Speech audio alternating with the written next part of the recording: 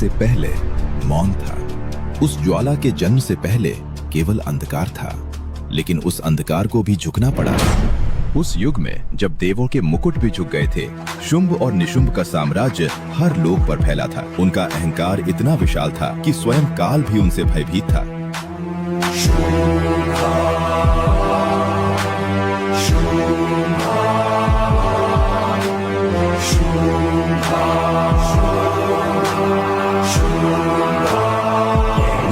लेकिन पहाड़ की उस चोटी पर जहाँ केवल बर्फ थी, एक ज्वाला धधक रही थी। देवताओं की आशा, असुरों का विनाश और उनके क्रोध से जन्मी थी एक और शक्ति जो काल की भी स्वामिनी थी। वह जिसकी एक गर्जन से ब्रह्मांड थर्राता है, वह आ रही है काल का अंत करने, महाकाली।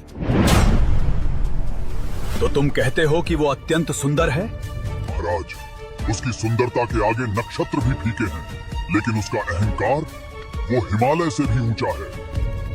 हिमालय की चोटियों पर अकेली बैठी एक स्त्री जिसने मेरे संदेशवाहक का अपमान किया, क्या उसे ज्ञात नहीं कि शुंभ की इच्छा ही इस ब्रह्मांड का विधान है? महाराज, उसने हंसते हुए कहा कि वो केवल उसी की होगी जो उसे युद्ध में परास्त कर सके। वो काल को निमंत्रण दे रही है। युद्ध? उसे उसके केशों से पकड़कर मेरे दरबार में घसीट लाओ।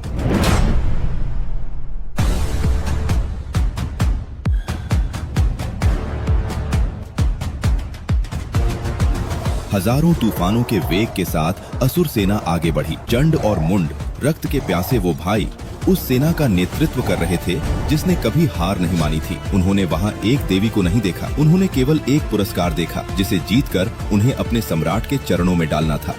वो उस बवंडर के केंद्र में शांत बैठी थी, स्थिर, अचला। उनके मुख पर एक ऐसी आभा थी जो किसी के लिए सावन की धूप थी तो किसी के लिए कड़ाके की ठंड वाली शमशान की राख। हे सुंदरी, अभी भी समय है, समर्पण कर दो। शुंभ उन पर दया करता है जो झुक जाते हैं। यदि तुम्हारे राजा को मुझे पाना है तो उसे स्वयं आना चाहिए था, लेकिन चूंकि उसने अपने कुत्तों को भेजा है तो पहले मुझे इन कुत्तों का अंत करना होगा। जाओ, अपने स्वामी से कहो कि आज उसकी विनाश की उल्टी गिनती शुरू हो गई है। उस क्षण माँ की करुणा का अंत हुआ और ब्रह्मांड के भीषण क्रोध का जन्म हुआ। उनका मुख अमावस्या की रात जैसा काला पड़ गया। उनका ललाट क्रोध से फटने लगा और उस शून्य से एक भयानक सत्य बाहर निकला। वह कोई योद्धा नहीं थी, वह एक प्रलय थी। मैं काल हूँ, मैं अंत हूँ, मैं वो अग्नि हूँ जो तुम्हारे अहंकार को राख कर देगी।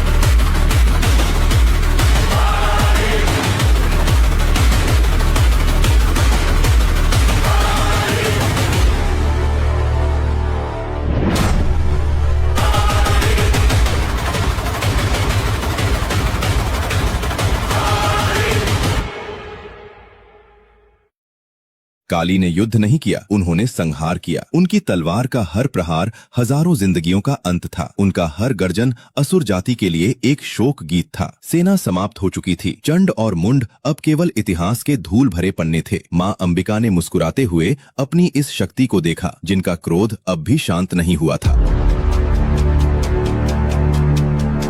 तुमने असुरों के उस अहंकार को कुचल दिया है जिसने देवताओं को भी त्रस्त किया था। चूंकि तुमने चंड और मुंड इन दो महाअसुरों का संहार किया है, इसलिए आज से संसार तुम्हें चामुंडा के नाम से पूजेगा।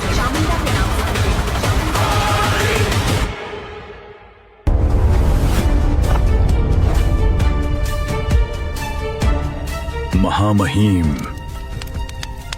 आपने मुझे स्मरण किया। आओ, मुझे तुम्हारा ही इंतजार था। रक्त बीज